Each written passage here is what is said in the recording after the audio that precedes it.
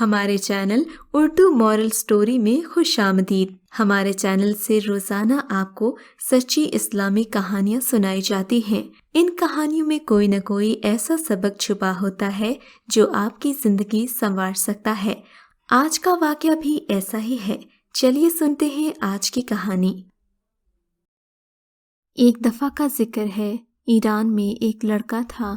اس کی بچپن کی ایک پاکستانی نژاد دوست تھی۔ وہ اپنی دوست سے بہت محبت کرنے لگا۔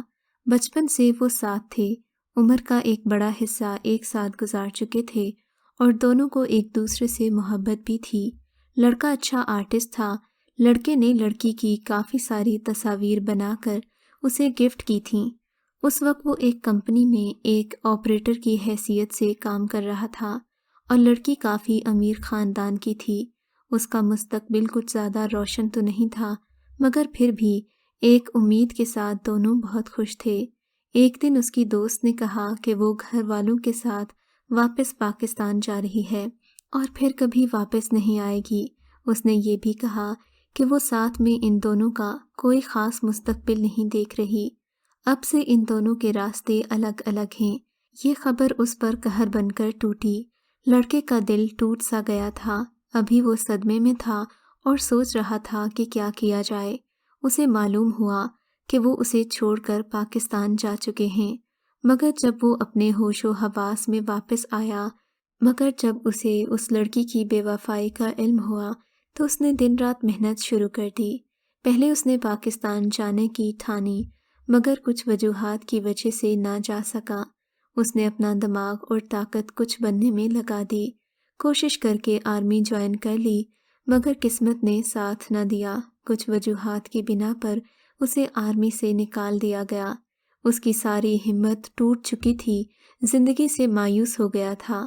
نا امیدی اور مایوسی میں اس نے کوکین جیسی لت کو منہ لگایا، مگر خدا کو ابھی کچھ اور ہی منظور تھا۔ اسی دوران اس کے بچپن کا ایک دوست انگلینڈ سے پڑھائی مکمل کر کے لوٹ آیا، جسے وہ رحمت کا فرشتہ سمجھنے لگا۔ آخر کار اس نے اسے ڈھونڈ لیا۔ جب دوست نے اس کی یہ حالت دیکھی تو اس کا علاج کروانے لگا اور پھر سے وہ ایک بار اپنی زندگی کی طرف لوٹ آیا، مگر دل اور دماغ اب تک سارا کی تلاش میں اٹکا ہوا تھا۔ اسے یقین تھا کہ وہ اسے کسی بھی طرح ڈھونڈ لے گا، مگر اب تک کی سب کوششیں بیکار گئی تھیں۔ آخر اس نے پاکستان آنے اور اسے ڈھونڈنے کی آخری کوشش کی۔ اسے امید تھی کہ وہ اسے ڈھونڈ لے گا۔ لڑکے نے اپنا سب کچھ داؤ پر لگا دیا اور پاکستان جا پہنچا۔ تمام تر کوششوں کے باوجود بھی اور ہر جگہ خاک چھاننے کے بعد بھی اسے سارا نہیں ملی۔ بالآخر وہ مایوس ہو کر واپس ایران لوٹ گیا۔ واپس جا کر اس نے اپنے دوست کی مدد سے اپنی کمپنی کھول لی، محنت کی اور محنت کا پھل بھی ملا۔ آپ اس وقت تک نہیں ہارتے جب تک آپ خود کوشش نہ چھوڑ دیں۔ اس لڑکے نے بھی ہار نہیں مانی۔ اس نے وہ حاصل کر لیا جو وہ چاہتا تھا۔ اسے کامیابیاں بھی ملیں، مگر دل اب تک کہیں اور ہی تھا۔ وہ اپنی ہر کامیابی کا جشن اس کے ساتھ منانا چاہتا تھا۔